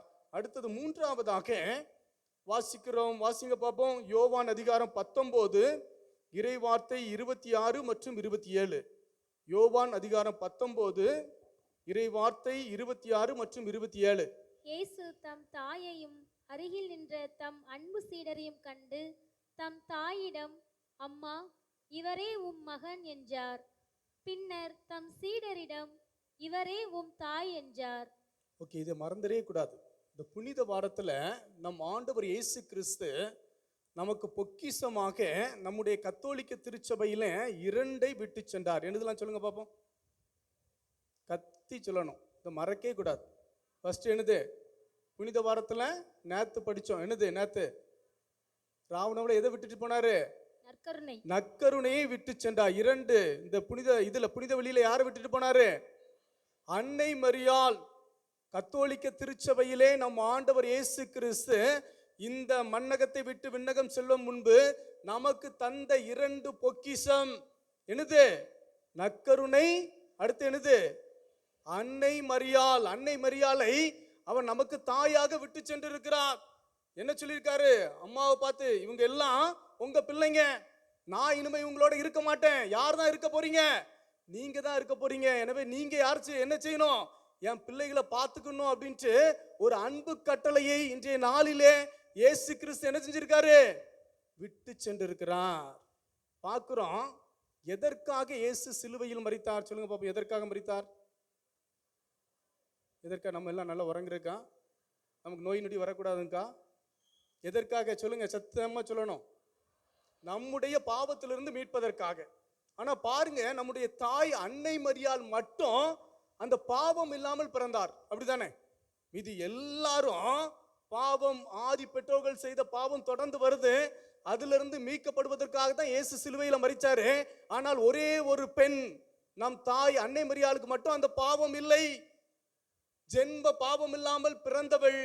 எனவே அந்த தாயிடம், இந்த பாவம் இல்லாத நீ, இந்த பாவத்தோடு வாழக்கூடிய என் பிள்ளைகளை மட்டும் விட்டு சொல்றேன், நீங்க தான் என்ன செய்யணும்? தந்தையிடம் பரிந்து பேசி எப்பொழுதும் அவர்களை பாதுகாத்து கொள்ளணும் என்கின்ற அன்பு கட்டளையை விட்டு சென்றார். எனவே நம்ம தாயை மட்டும் எப்பவும் மறந்து விடக்கூடாது. யாரெல்லாம் ஜெபமாலை கையில் வச்சிருக்கீங்க? கைதுக்கும் பார்ப்போம். எத்தனை பேர்? இங்க நிறைய பேர் பைபிள் எல்லாம் கையில் வச்சிருப்போம், ஆனால் ஜெபமாலையை வச்சிருக்கவே மாட்டோம். இதை மறந்து விடவே கூடாது. ஓகே, குட், பாராட்டுகள், வாழ்த்துக்கள். எனவே எப்போ நம்ம ஜெபமாலை சொல்லாட்டாலும் அன்னையினுடைய பாதுகாப்பு வேணும் அப்படின்னா நம்ம தங்க நகைகள் போடுவதை காட்டிலும் கையிலையோ பையிலையோ அல்லது கழுத்துலையோ எப்போதும் எது இருக்கணும்? ஜெபமாலை இருந்தா அந்த அன்னையினுடைய பாதுகாப்பு, அரவணைப்பு நமக்கு எப்பொழுதும் இருக்கும் என்பதை நம்முடைய இறைவன் தன்னுடைய உயிரை விடுவதற்கு முன்பாக விட்டு சென்றார் என்பதை மட்டும் மறந்து விடாமல் அவளை பற்றி பிடிக்கக்கூடிய மக்களாக இன்றைய நாளிலே வாழ்வேன் என்கின்ற உறுதியை எடுக்கணும். அடுத்து வாசிங்க பார்ப்போம். நாலாவதாக இயேசு சொன்ன வார்த்தை மத்தேயு அதிகாரம் 27 இறை வார்த்தை 46. மத்தேயு அதிகாரம் 27 இறை வார்த்தை 46 வாசிங்க. ஏலி ஏலி லேமா சபக்தானி. இயேசு ஏலி ஏலி லமா சபக்தானி, அதாவது என் இறைவா என் இறைவா ஏன் என்னை கைவிட்டீர். பாருங்க, இந்த வார்த்தையை வாசிச்சோன்னா நமக்கு என்ன தோணும்? நம்ம இயேசு கிறிஸ்து தந்தையாகிய இறைவனை ஏசுறாரா? எப்படி தோணலாம்ல? எல்லாம் தந்தையாகிய இறைவனை கேள்வி கேட்கிறாரா? இல்லை இப்படி என்ன சிலுவையில் அறைய விட்டுட்டு என்னை ஏமாத்திட்டீர அப்படின்ட்டு இயேசுவினுடைய புலம்பலா தெரியுதா? எத்தனை பேர் நினைக்கிறீங்க அப்படி? நான் வாசிக்கும் போது அப்படிதான் நினைச்சேன். ஆனா இதனுடைய இறையியல் பின்னணி என்னன்னா உண்மையிலேயே ரொம்ப அர்த்தமுள்ளதாக இருந்தது.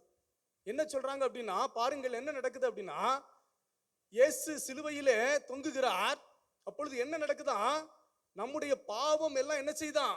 இயேசுவை அப்படியே ஆட்கொள்ளுது, இயேசுவை மூடிக்கொள்ளுது. அப்ப நம்முடைய பாவம் என்ன செய்கிறது? இயேசுவுக்கும் தந்தையாகி இறைவனுக்கும் உள்ள தொடர்பு என்ன செய்கிறதா? முதலாக கட்டாவது.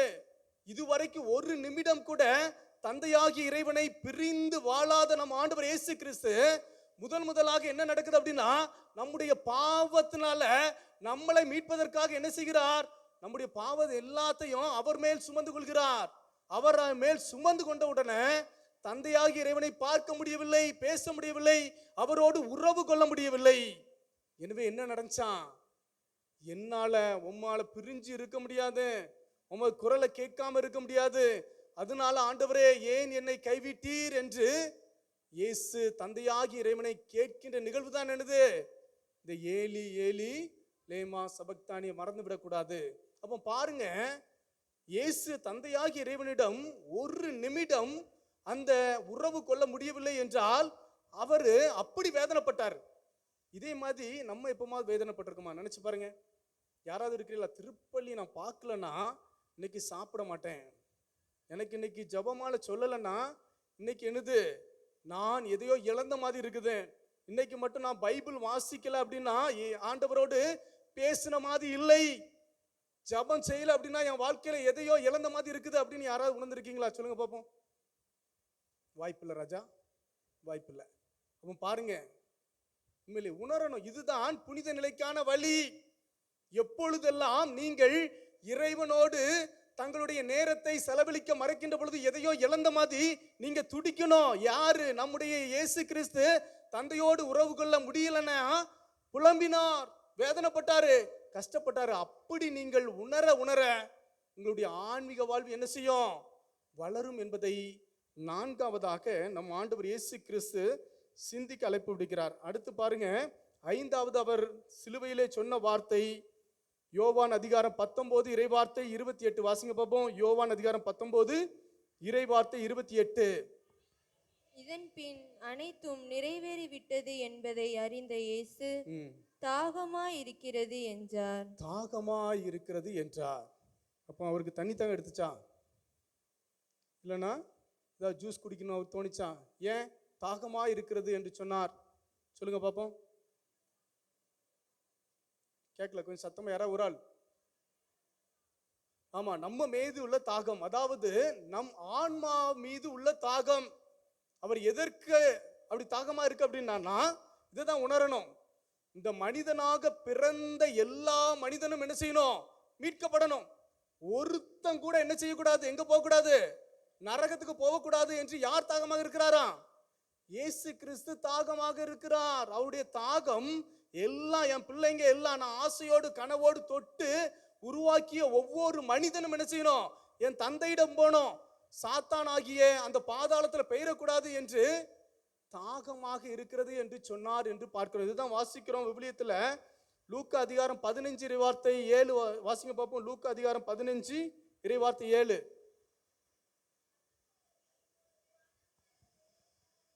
அதுபோல மனமாற தேவையில்லாத 99 நேர்மையாளர்களை குறித்து உண்டாகும் மகிழ்ச்சியை விட மனமாறிய ஒரு பாவியை குறித்து விண்ணுலகில் மிகுதியான மகிழ்ச்சி உண்டாகும். ஒரு ஆன்மாவாவது அப்படியே நம்மிடம் வந்துராதா அப்படின்ட்டு இன்னைக்கு சிலுவையில் இயேசு நம்மளை பார்த்து அப்படியே கைகளை நீட்டி அழைக்கிறார். நினைச்சு பார்க்கணும்.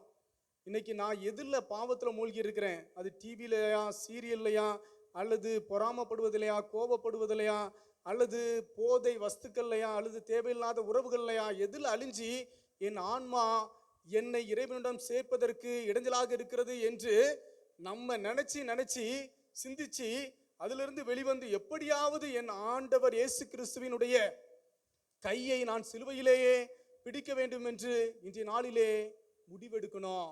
முடிவு எடுக்க தாகமாக இருக்கிற இயேசு நம்மால் மகிழ்ச்சி அடைவார் என்பதை மட்டும் இன்றைய நாளிலே உணர்ந்து கொள்ள வேண்டும். ஐந்தாவதாக, ஆறாவதாக வாசிங்க பார்ப்போம்.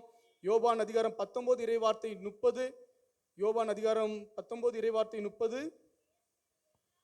அந்த இரசத்தை குடித்ததும் இயேசு எல்லாம் நிறைவேறிச்சு என்று கூறி தலை சாய்த்து ஆவியை ஒப்படைத்தார். பாருங்க, எல்லாம் நிறைவேறிவிட்டது. அப்ப இயேசு எதற்காக வந்தாரோ அதை அவர் சாதிச்சிட்டார். தந்தையாகிய இறைவன் அவருக்கு ஒரு பணியை கொடுத்தார். சிலுவையில் எப்படி பாடுபட்டு கஷ்டப்பட்டு கொடூரமான சாவணும் அப்படின்னு அவருக்கு ஒரு கடமையை கொடுக்கிறார். அந்த பணியை நிறைவேற்றிய பிறகு எல்லாம் நிறைவேறிட்டு அப்படின்ட்டு தலை சாய்த்தார் என்று பார்க்கிறோம். அப்போ எப்பொழுது ஒரு கத்தோலிக்க கிறிஸ்தவர்கள் நாம் திருமுழுக்கு வழியாக திருச்சபையிலே இணைந்தோமோ அப்பொழுதே நம் தந்தையாகிய இறைவன் நமக்கென்று ஒரு திட்டத்தை வைத்திருக்கிறார், நமக்கென்று ஒரு கடமையை வைத்திருக்கிறார். அந்த கடமையை நிறைவேற்றத்தான் இந்த சமூகத்தில் வாழ்றோம். அது நம்ம வச்சு பல மனிதர்களுக்கு நல்லதா இருக்கலாம், அல்லது நம்மை வைத்து சில மனிதர்கள் வாழ்க்கையில ஒரு மாற்றத்தை உருவாக்கலாம், அல்லது என் குடும்பத்தில் என்னால் ஒரு மறுமலர்ச்சி வளரலாம், அல்லது நான் செய்கிற பேசுகிற நல்ல செயல்களை வைத்து என் ஊர்ல 4-5 பேர் திருந்தலாம் என்று எப்பொழுது ஒருவர் நல்லதை செய்கின்ற பொழுது, நல்லதை பேசுகின்ற பொழுது நம்மால் மற்றவர்கள் மாற்றம் அடைகிறார்களோ அதில் நாம் நிறைவு காணக்கூடிய மக்களாக இருக்க வேண்டும் என்று இயேசு கிறிஸ்து ஆறாவதாக தன்னுடைய வார்த்தையில நம் ஒவ்வொருவருக்கும் கத்தோலிக்க கிறிஸ்தவர்களுக்கு கடமையை விட்டு சென்றிருக்கிறார். அந்த பணியை நான் எப்பொழுதும் சிந்திச்சுட்டே இருக்கேனா, இல்லைனா ஏதோ வந்தேன், சாப்பிட்டேன், உறங்கினேன், போவேன், இதுதான் வாழ்க்கை என்று வாழ்ந்தோம் என்றால் இது மண்ணும் செய்யும் கல்லும் செய்யும் என்று சிந்தித்து நம் வாழ்வை மாற்றுவதற்கு ஆறாவதாக இயேசு சொன்ன வார்த்தை தான் எனது எல்லாம் நிறைவேறி விட்டது. கடைசி அவர் சொல்றார் பாருங்க, லூக்கா அதிகாரம் 23 இறைவார்த்தை 46. சொல்லுங்க, லூக்கா அதிகாரம் 23 இறைவார்த்தை 46. தந்தையே உம் கையில் என் உயிரை ஒப்படைக்கிறேன். பாருங்க, கடைசி அவர் சொன்னது தந்தையே உம் கையில் என் உயிரை ஒப்படைக்கிறேன். இதுதான் பாருங்க, நினைக்கணும் எல்லாரும் ஒரு யூத குடும்பத்தில் ஒரு மனிதன் பிறந்து விட்டான் என்றால் அவருடைய எல்லா செயலுமே எப்படி இருக்குமா? முதல்ல இறைவனுடைய கையில் தான் அந்த செயலை ஒப்படைத்து விட்டு அவர்களுடைய பணியை, கடமையை எல்லாம் செய்வாங்களாம். இப்போ பாருங்க, இயேசு கிறிஸ்து சிலுவையில் அறையப்படுகிறார், தன்னுடைய உயிரை இழக்கிறார். நான் எல்லாம் செஞ்சு முடிச்சிட்டேன் தந்தையே, என்னுடைய செயலை, சிலுவை பாடுகளை எல்லாம் உன் கையில ஒப்படைச்சிட்டேன், இனிமே நீங்க என்ன செஞ்சிடணும், பார்த்துக்கணும் அப்படின்ட்டு அவர் செய்த செயலாக இறுதியான வார்த்தையாக இது வாசிக்கிறோம். இது என்ன செய்கிறது? எப்போது இயேசு அந்த தந்தையே உம் கையில் என் ஆவியை, உயிரை ஒப்படைக்கிறேன் என்று சொல்லி தலை சாய்த்து உயிரை விட்டாரோ, அப்ப என்ன நடக்கதாக பார்க்கிறோம்? அங்கிருந்த கோயிலினுடைய திரைச்சீலை கிழிந்தது என்று வாசிக்கிறோம்.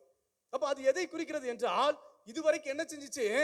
எப்பொழுது இயேசு சிலுவையில பாடுபடாம இருப்பதற்கு முன்பாக என்னாச்சான்? நம்முடைய பாவம் என்ன செஞ்சுட்டு மனிதர்களால் நேரடியாக இறைவனோடு தொடர்பு கொள்ள முடியவில்லையாம். ஆனால் எப்பொழுது இறைவன் தன்னுடைய உயிரை சிலுவையில் கொடுத்தாரோ, அந்த நிமிடம் என்னாவது? திரைச்சீலை கிழிந்தது என்றால் என்ன நடக்கிறது? நம்ம என்ன செய்யலாமா? டைரக்டா இறைவனோடு உறவு கொள்ள முடியும். நான் உங்களை மீட்டு விட்டேன் என்ற சிம்பாலிக் ஒரு ஆக்ஷன் தான் அது. அப்போ கடைசி அன்னைக்கு சிலுவை பாதையினுடைய முக்கியத்துவத்தை உணரும் நாம என்ன செய்யணும் அப்படின்னா, இயேசு நம்மளை மீட்டுட்டாரு, நம்ம எதுனாலும் கேட்கின்ற பொழுது தந்தையாக இறைவன் கேட்பவராக இருக்கிறாரு. எனவே நீங்க என்ன செய்யணுமா? நினைக்கணும், எது செய்தாலும் இறைவனிடம் கையளித்து உங்களுடைய செயலை தொடங்கக்கூடியவராக இருக்கணும். இதுதான் உண்மையிலே எனக்கு ஒரு சின்ன நிகழ்வு ரொம்ப ஆச்சரியமாக இருந்துச்சு. அப்படின்னா, ஒரு முறை ஒரு கடைக்கு சென்றிருந்தேன். அங்கு ஒரு சிஎஸ்ஐ, ஒரு சாதாரண மனிதர் கடையில் உட்கார்ந்துருக்கிறாரு. நிறைய கூட்டம். அப்போ காசு வச்சுட்டு நிற்கிறாங்க பொருள் வாங்குவதற்காக. அவர் அப்போ தான் வாராரு. வந்த உடனே பாருங்க, நான் கடையை திறந்துருக்கேன், உட்கார்ந்துருக்கிறேன். என் பைபிளை வாசிச்சுட்டு இன்றைய நாள் என்ன செய்ய போகிறேன்? இறைவன்ட்டு ஒப்பு கொடுத்துட்டு தான் என்ன செய்வேன்? கடை வியாபாரத்தையே தொடங்குவேன். நம்ம என்ன செய்வோம்? அங்கே கையில் நிறைய காசு இருக்குதே, நிறைய பேர் நிற்கணும், பைபிளை வச்சுக்கிடும், அது வேலையை முடிச்சுட்டு என்ன செய்வோம்? பைபிளை வாசிக்கலாம் என்று நினைத்திருப்போம் பெரும்பாலும். ஆனால் எந்த அளவுக்கு இறைவனிடம் ஒப்பு கொடுத்துட்டு எந்த செயலையும் நாம் தொடங்கக்கூடியவர்களாக இருக்க நமக்கு வெற்றியாக இருக்கும் என்பதை மட்டும் உள்வாங்குவோம். எனவே அன்பு மக்களே, இயேசு சிலுவையிலே சொன்ன அந்த 7 வார்த்தைகளை சிந்தித்த நாம் எந்த அளவுக்கு பிறரை மன்னிக்கிறோம், எந்த அளவுக்கு நம்முடைய துன்பத்தை தளராது ஏற்றுக்கொள்கிறோம், எந்த அளவுக்கு நம்ம அன்னை மரியாள் மீது பற்று வைத்திருக்கிறோம், எந்த அளவுக்கு நாம் இறை உறவோடு வளர்கிறோம், எந்த அளவுக்கு நம்ம பாவத்திலிருந்து வெளிவருவதற்கு முயற்சி செய்கிறோம், எந்த அளவுக்கு இறை திட்டத்திலே நாம் வாழ முயற்சிக்கிறோம். இறுதியாக நம்முடைய ஒவ்வொரு செயலையும் இறைவனுக்கு கை கொடுத்து இறைவனோடு கையளித்தவர்களாக வாழ்கிறோம் என்பதை உணர உண்மையிலேயே இந்த சிலுவை பாடுகள் ஒரு அர்த்தமுள்ளதாக இருக்கும். இயேசுவின் உடைய சாவுல சிலுவையில தொங்கும் போது அவர் சொன்ன வார்த்தை, எனவே எல்லா மனிதனும் இறப்புக்கு முன்னாடி சொல்ற வார்த்தை என்பது ஒரு உண்மையின் வார்த்தை, அதில் பொய்யே இருக்காது என்று சொல்வார்கள். அப்படிப்பட்ட வார்த்தையை தியானித்த நாம் எந்த அளவுக்கு இயேசுவுக்கு நெருக்கமாக வாழப்போகிறோம் என்பதை சிந்தித்தவர்களாக தொடர்ந்து நம் வழிபாட்டிலே பங்கேற்போம். ஆம்.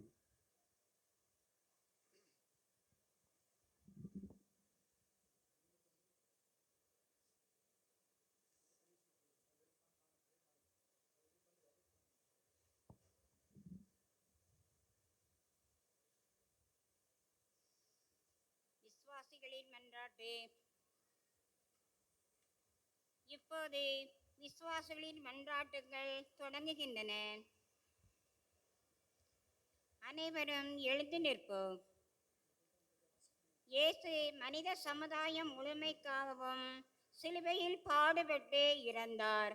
அவருடைய பாடுகளின் பலன்களை அனைவரும் பெற வேண்டும் என்பதே அவரது விருப்பம். எனவே நாம் அனைத்துலக திருச்சபையுடன் ஒன்று சேர்ந்து உலக மாந்தர் அனைவருக்காகவும் மன்றாடுவோம். ஒவ்வொரு மன்றாட்டின் தொடக்கத்திலும் மன்றாட்டுக்குரிய கருத்து சொல்லப்படும். பின்னர் அமைதியாக ஜெபிப்போம். அதைத் தொடர்ந்து குரு இறை மக்களின் பெயரால் ஜெபிப்பார். முடிவில் அனைவரும் ஆமன் என பதிலுரைப்போம்.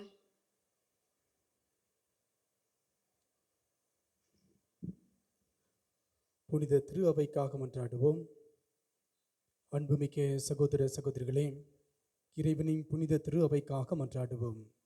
நம் இறைவனும் ஆண்டவருமானவர் உலகெங்கும் திரு அவைக்கு அமைதியும் ஒற்றுமையும் பாதுகாப்பும் அளித்து காக்க வேண்டுமெனவும் நம் கலக்கமின்றி அமைதியான வாழ்வு நடத்தி எல்லாம் வல்ல இறை தந்தையை மாட்சிமைப்படுத்த நமக்கு அருள் புரிய வேண்டுமென மன்றாடுவோம்.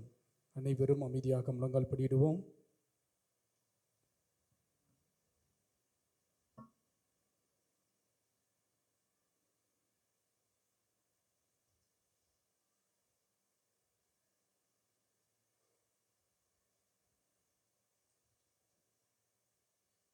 அனைவரும் எழுந்து நிற்போம். என்றென்றும் உள்ள எல்லாம் அல்ல இறைவா, கிறிஸ்துவில் உமது மாட்சியை மக்கள் இனங்களுக்கெல்லாம் வெளிப்படுத்தினீர். உம்முடைய இரக்கத்தின் செயல்களை நீர் பாதுகாப்பதால் உலகெங்கும் பரவியிருக்கும் திருச்சபை உறுதியான நம்பிக்கையுடன் உமது பெயரை அறிக்கையிடுவது நிலைத்திருக்க செய்வீராக.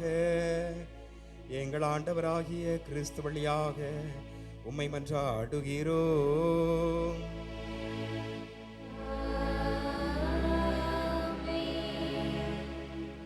திருத்தந்தைக்காக மன்றாடுவோம். நம் புனித திருத்தந்தை லியோவுக்காக மன்றாடுவோம்.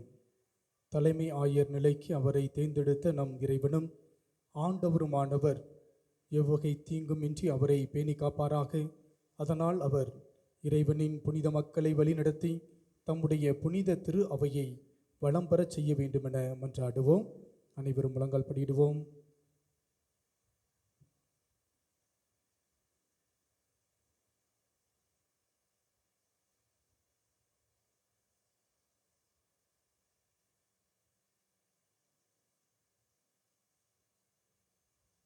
எழுந்து நிற்போம். என்றென்றும் உள்ள எல்லாம் அல்ல இறைவா, உமது திட்டப்படியே அனைத்தும் அமைக்கப்பட்டுள்ளன. அதனால் உமது அதிகாரத்தால் ஆளப்படும் கிறிஸ்துவ மக்களாய் எங்கள் வேண்டுதல்களை பரிவிரக்கத்துடன் கண்ணோக்கி அருளும்.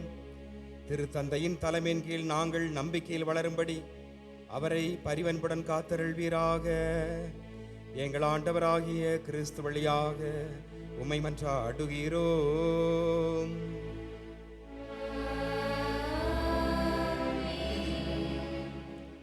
திருநிலை பணியாளர்கள், நம்பிக்கையாளருள் பல்வேறு நிலையில் உள்ளவர்கள் ஆகிய அனைவருக்காகவும் மன்றாடுவோம். நம் ஆயர் ஸ்டீஃபனுக்காகவும், திரு அவையில் உள்ள எல்லா ஆயர்கள், அருள் பணியாளர்கள், திருத்தொண்டர்கள், நம்பிக்கையாளர் ஆகிய அனைவருக்காகவும் மன்றாடுவோம்.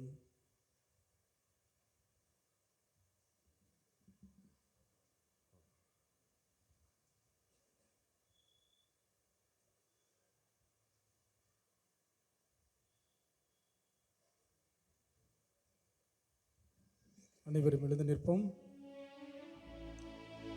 என்றென்றும் உள்ள எல்லாம் அல்ல இறைவா, உம்முடைய ஆவியாரால் திரு அவை முழுவதும் அர்ச்சிக்கப்பெற்று ஆளப்படுகிறது. உம்முடைய திருநிலை பணியாளர்கள் அனைவருக்காகவும் நாங்கள் செய்யும் வேண்டலை கேட்டருளும். அதனால் எல்லா நிலையினரும் உமது அருள்கொடையால் உமக்கு உண்மையுடன் ஊழியம் புரிவார்களாக. எங்கள் ஆண்டவராகிய கிறிஸ்து வழியாக உம்மை மன்றாடுகிறோம்.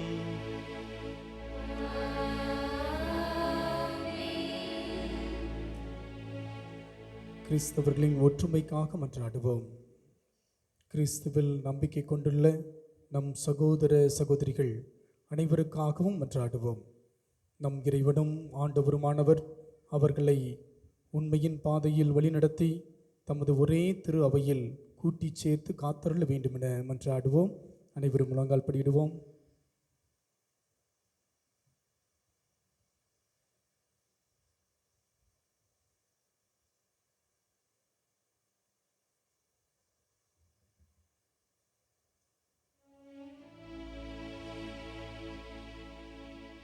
என்றென்றும் உள்ள எல்லாம் அல்ல இறைவா, சிதறுண்டவர்களை ஒன்று சேர்ப்பவரும் ஒருங்கிணைந்தவற்றை பேணி காப்பவரும் நீரே.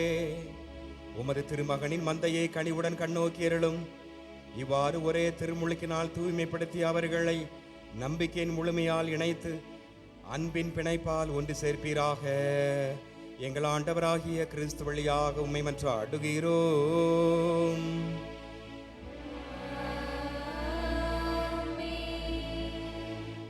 கிறிஸ்துவில் நம்பிக்கை கொள்ளாதவர்களுக்காக மன்றாடுவோம். கிறிஸ்துவில் நம்பிக்கை கொள்ளாதவர்களுக்காகவும் மன்றாடுவோம். தூய ஆவியாரின் ஒளியை பெற்று அவர்களும் மீட்பு பாதைக்கு வந்து சேர வேண்டுமென மன்றாடுவோம். அனைவரும் முழங்கால் படியிடுவோம்.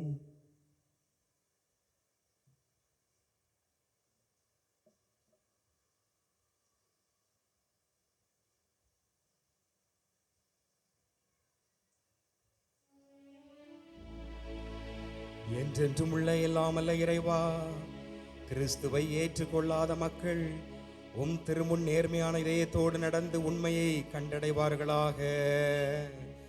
நாங்களும் ஒருவர் மற்றவர் மீது எப்போதும் அன்பு கொள்வதாலும் உமது வாழ்வின் மறையுண்மையை மென்மேலும் புரிந்து கொள்வதில் ஆவல் கொள்வதாலும் உமது அன்பை உலகில் மிக தெளிவாக காட்டும் சாட்சியாய் விளங்க செய்வீராக.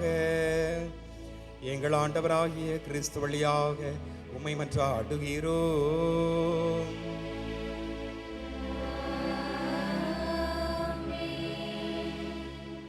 நாடுகளை ஆள்வோருக்காக மன்றாடுவோம். நம் இறைவனும் ஆண்டவருமானவர் தமது திருவுளப்படி உண்மையான அமைதியும் உரிமை வாழ்வும் அவர்கள் பெரும் பொருட்டு அவர்களுடைய மனங்களையும் இதயங்களையும் வழிநடத்த வேண்டுமென மன்றாடுவோம். அனைவரும் முழங்கால் படியிடுவோம்.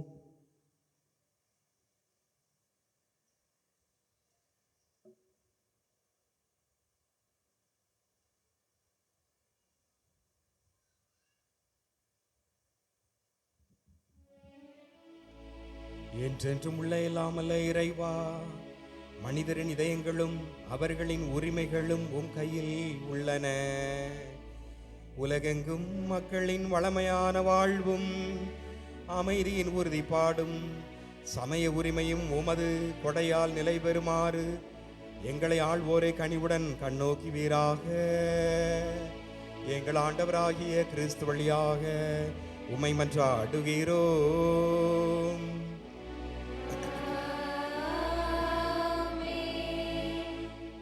துன்புறுவோருக்காக மன்றாடுவோம். அன்புமிக்க சகோதர சகோதரிகளே, துன்புறும் அனைவருக்காகவும் எல்லாமுள்ள தந்தையாகிய கடவுளிடம் மன்றாடுவோம்.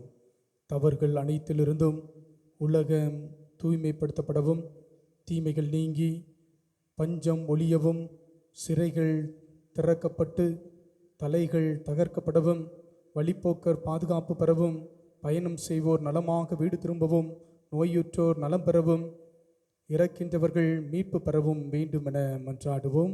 அனைவரும் முழங்கால் படியிடுவோம்.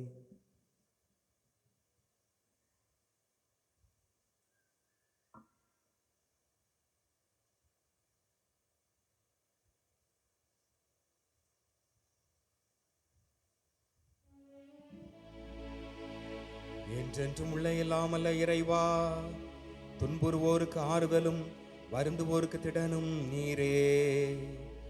எத்தகைய துன்ப வேளையிலும் உம்மை நோக்கி கூவி அழைப்போரின் வேண்டல்கள் உம் திருமுன் வருவனவாக. அதனால் தங்கள் தேவைகளை நீர் இரக்கத்துடன் துணை புரிவதைக் கண்டு அவர்கள் எல்லோரும் மகிழ்வார்களாக. எங்கள் ஆண்டவராகிய கிறிஸ்து வழியாக உம்மை மன்றாடுகிறோம்.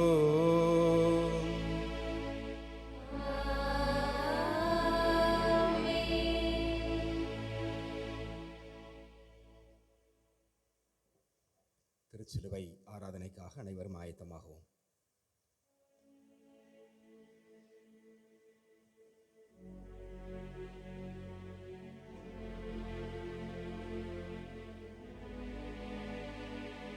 அன்பிற்கினிய இறைமக்களே, இன்றைய திருவழிபாட்டின் மிக முக்கியமான பகுதியான திருச்சிலுவை ஆராதனை நிகழ்ச்சி ஆரம்பிக்கப்பட உள்ளது.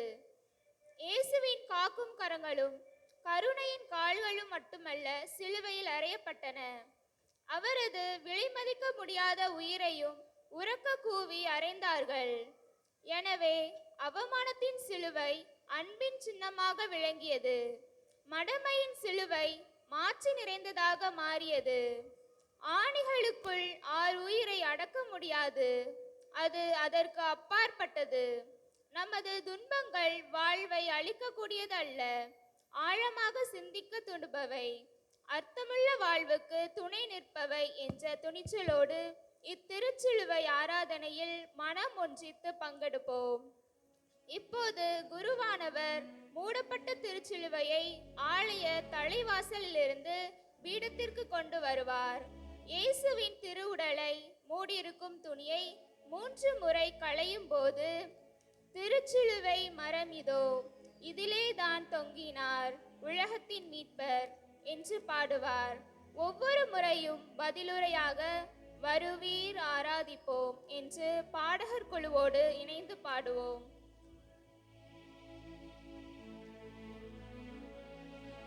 திருச்சிலுவை மரமிதோ, இதிலே தான் தொங்கியது உலகத்தின் இரட்சணியம்.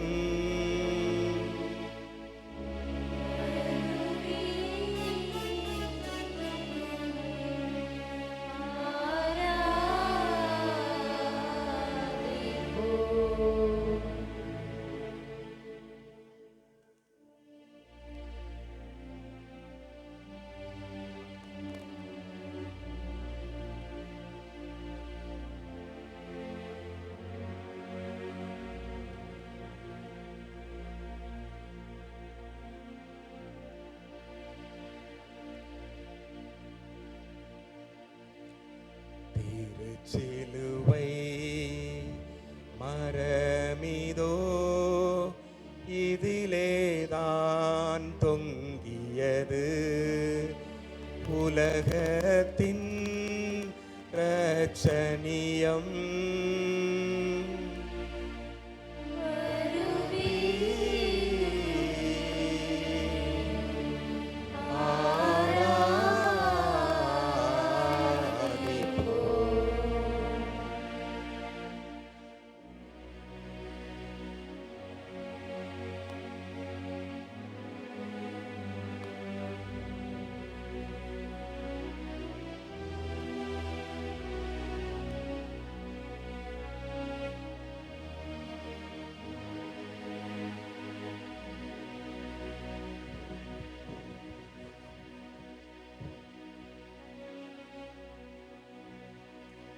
திருச்சிலுவை மரமிதோ, இதிலே தான் தொங்கியது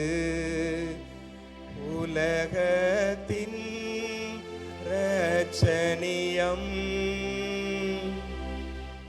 வருவீர்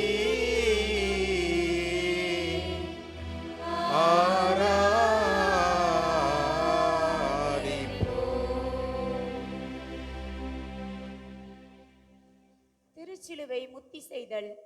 திருச்சிலுவை முத்தம் செய்யப்படுவதற்காக வைக்கப்படும். அப்போது அமைதியோடு வரிசையாக வந்து வணங்கி முத்தம் செய்து நமது துன்பங்களை ஒப்பு கொடுத்து மன்றாடுவோம். அருட்ட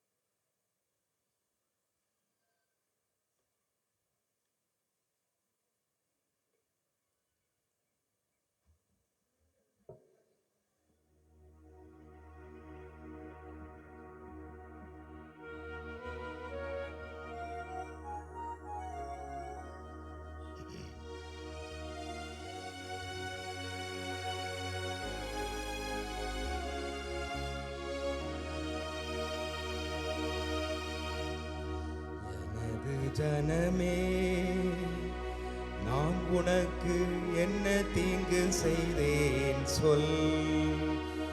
எதிலே உனக்கு துயர் தந்தேன், எனக்கு பதில் நீ கூறிடுவாய். ஜனமே, நான் உனக்கு என்ன தீங்கு செய்தேன் சொல். எதிலே உனக்கு உயிர் தந்தேன், எனக்கு பதில் நீ கூறிடுவாய். எகிப்து நாட்டில் நின்றுன்னை மீட்டு கொண்டு வந்தேனே, அதனாலே உன் மீட்பருக்கு சிலுவை மரத்தை நீ தந்தாய். ஜனமே, நான் உனக்கு என்ன தீங்கு செய்தேன் சொல். எதிலே உனக்கு உயிர் தந்தேன், எனக்கு பதில் நீ மண்ணுலகிலும் நிறைவேறுக. எங்கள் அன்றாட உணவை இன்று எங்களுக்கு தாரும். எங்களுக்கு எதிராக குற்றம் செய்வோரை நாங்கள் மன்னிப்பது போல எங்கள் குற்றங்களை மன்னியும். எங்களை சோதனைக்கு உட்படுத்தாதே, தீமையிலிருந்து எங்களை விடுவித்தருளும். ஆண்டவரே, தீமை அனைத்திலிருந்தும் எங்களை விடுவித்து எங்கள் வாழ்நாளில் அமைதியை கனிவுடன் அருள உம்மை மன்றாடுகிறோம். உமது இரக்கத்தின் உதவியால் நாங்கள் பாவத்திலிருந்து எப்போதும் விடுதலை பெற்று யாதொரு கலக்கமும் இன்றி நலமாயிருப்போமாக. நாங்கள் எதிர்நோக்கி இருக்கும் பேரின்பத்திற்காகவும் மீட்பராக இயேசு கிறிஸ்துவின் வருகைக்காகவும் காத்திருக்கிறோம். ஏனெனில் ஆட்சியும் வல்லமையும் மாட்சியும் என்றென்றும் உமதே. ஆண்டவரே இயேசு கிறிஸ்துவே, நான் உட்கொள்ளும் திருவுடலும் திருரத்தமும் என்னை நீதி தீர்ப்புக்கும் தண்டனைக்குள்ளாக்காமல் உமது பரிவிரக்கத்தால் என் மனதுக்கும் உடலுக்கும் பாதுகாப்புக்கும் நலமளிக்கும் மறுபருந்தாக இருப்பனவாக.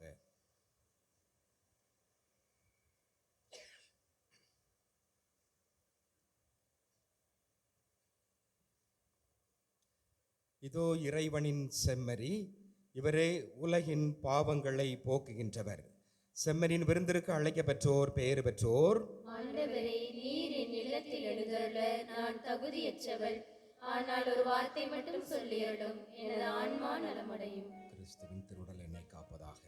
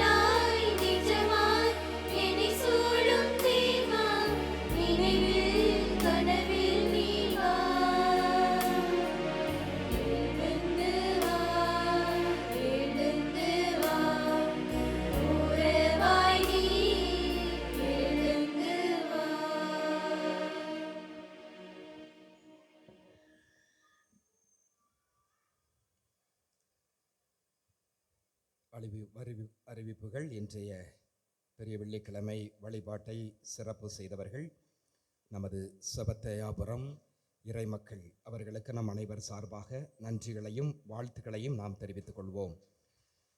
இன்றைய நாளிலே நல்ல அருமையாக நம்மோடு கரம் சேர்த்து இந்த வழிபாட்டிலே ஒத்துழைப்பு கொடுத்தவர் அருட்தந்தை விஜயன் அவர்கள். நல்ல அருமையான மறையுரை சிந்தனையை இயேசு சிலுவையிலே தொங்கிக் கொண்டிருக்கும் போது உதிர்த்த அந்த 7 வார்த்தைகளை விவிலிய பின்னணியிலே அருமையாக நமக்கு எடுத்து சொன்னார்கள். எனவே அருட்தந்தை அவர்களுக்கும் நமது நன்றிகளையும் வாழ்த்துக்களையும் நாம் தெரிவித்துக் கொள்வோம். மெழுகுதிரி விற்பனை செய்யப்படுகிறது. மெழுகுதிரியை பெற்றுக்கொள்ளலாம். ஆண்டவர் இயேசுனுடைய பாஸ்கா திருவிழிப்பு உயிர்ப்பு பெருவிழா திருப்பலியானது நாளை சனிக்கிழமை 11 மணிக்கு, சரியாக 11 மணிக்கு ஆரம்பமாக இருக்கிறது. அனைவரும் மெழுகுதிரி கண்டிப்பாக கொண்டு வாருங்கள். அந்த மெழுகுதிரி ஆலயத்தில் உள்ளே சிந்தாமல் இருப்பதற்காக உங்களுக்கு ஒரு கப் கொடுக்கப்படும், தாழ் கப் கொடுக்கப்படும். அதையும் நீங்கள் பொருத்தி வாருங்கள். அல்லது வீட்டிலே நீங்கள் அந்த சொட்டு சிந்தாதது போல நீங்களே தயாரித்து கொண்டு வந்தாலும் நலம் பயக்கும். நமது மக்கள் எல்லோரும் வருவதற்காக வழக்கம் போல பேருந்து ஏற்பாடு செய்யப்பட்டிருக்கிறது. எனவே பெரிய பேருந்தானது சாலையிலிருந்து கிளம்புகிறது. 10:15 மணிக்கு சாலையிலிருந்து பெரிய பேருந்து கிளம்பும். செபத்தியாபுரம் இறைமக்கள் 10:30 மணிக்கு தயாராகிறீர்கள். அதே போல் 10:40 மணிக்கு நடுவை நந்தை இறைமக்கள் தயாராக இருங்கள். அதேபோல் நமது ராயப்பபுரம் இறைமக்களும் சரியான நேரத்தில் தயாராகிறீர்கள். 11 மணி வழிபாட்டிற்கு இங்கு வந்து சேருவதற்கு சரியாக இருக்கும். மற்றபடி வழக்கம் போல இருசக்கர வாகனத்திலோ மற்ற நிலையிலே வரக்கூடியவர்கள் நீங்கள் தாராளமாக வழக்கம் போல வாருங்கள். பாஸ்கா திருவிழிப்பு திருப்பலி, அதனைத் தொடர்ந்து நமது இணையூர்களிலே வயோதிகர்களுக்காக, முடியாதவர்களுக்காக, நோயாளிகளுக்காக மட்டும் அந்த திருப்பலி, உயிர்ப்பு திருப்பலி நிறைவேற்றப்படுகிறது. நடுவை நந்தை காலை 5 மணிக்கு நடைபெறும். நடுவை நந்தை காலை 5 மணிக்கு நடைபெறும். செபத்தையாபுரம் காலை 5 மணிக்கு நடைபெறும். ராயப்பபுரம் காலை 6 மணிக்கு உயிர்ப்பு பெருவிழா திருப்பலி நடைபெறும். எனவே இந்த 11 மணி திருப்பலியில் கலந்து கொள்வதான் மிக மிக அவசியம். நல்ல குருத்து ஞாயிறிலிருந்து இப்பொழுது வரை நல்ல எல்லோருமே, கிளை பங்கு மக்கள் எல்லோருமே நல்ல அருமையாக நிறைய எண்ணிக்கையில் கலந்து கொண்டீர்கள். அதே போல் இந்த பாஸ்கா திருவிழிப்பு திருப்பலி மிக மிக அவசியம். நாம் அனைவரும் ஆண்டிற்கு ஒரு முறை கண்டிப்பாக கலந்து கொள்ள வேண்டும். அதுதான் திருச்சபை நமக்கு அழைப்பு விடுக்கிறது. இருளிலிருந்து ஒளிக்கு கடந்து வருகின்ற பாஸ்கா, அதே போல் நமது பாவத்திலிருந்து புதிய வாழ்வுக்கு, அதே போல் இந்த தவக்காலம் 40 நாளினுடைய நிறைவு உச்சகட்டம் அதுதான். எனவே அதிலிருந்து நாம் புதிய வாழ்வுக்கு நாம் எடுத்து வைக்கிறோம் என்ற உணர்வோடு இந்த 11 மணிக்கு நடைபெறுகின்ற பாஸ்கா திருவிழிப்பு வழிபாட்டுகளிலே அனைவரும் கண்டிப்பாக கலந்து கொண்டு சிறப்பு செய்யுமாறு உங்களை அன்போடு அழைக்கின்றோம். இந்த வழிபாடு முடிந்தவுடனே உங்களுக்கு தேநீர் வழங்கப்படும். அதன் பிறகு மயான அமைதி, கல்லறை அமைதி. ஆண்டவர் இயேசு இறந்து அடக்கம் செய்யப்பட்டு விட்டார். எனவே அந்த ஒரு அமைதியை நாம் உள்ளத்திலும் இல்லத்திலும் ஏற்றுவோம். அலைபேசி, வீணான பேச்சுகள் இவைகளெல்லாம் குறைத்து கொண்டு ஆண்டவர் இறந்து விட்டார் என்பதற்கு அஞ்சலி செலுத்தும் விதமாக நாம் இல்லத்திலே இருந்து இந்த ஒரு நாளை நாம் முழுவதுமாக தியானத்திலும் அமைதியிலும் கழிக்குமாறு கேட்டுக்கொள்கின்றோம்.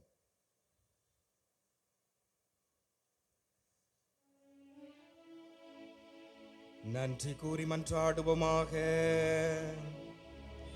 என்றென்றும் உள்ள எல்லாமல்ல இறைவா, உம்முடைய கிறிஸ்துவின் பாடுகளினாலும் புனித இறப்பினாலும் உயிர்ப்பினாலும் எங்களை மீட்டருளினீர்.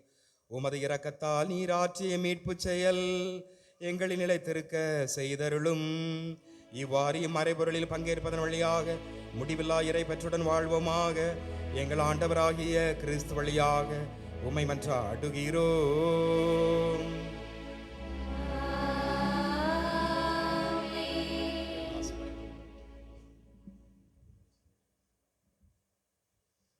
இறை ஆசிரியருக்காக அனைவரும் தலைவணங்குவோம்.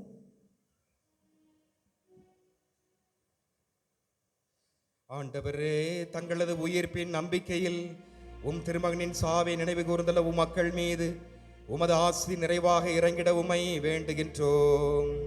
அவர்களுக்கு மன்னிப்பு கிடைப்பதாக, அவர்கள் ஆறுதல் அடைவார்களாக, புனித நம்பிக்கை வளர்வதாக, நிலையான மீட்பு உறுதி பெறுவதாக. எங்கள் ஆண்டவராகிய கிறிஸ்து வழியாக உம்மை மன்றாடுகிறோம்.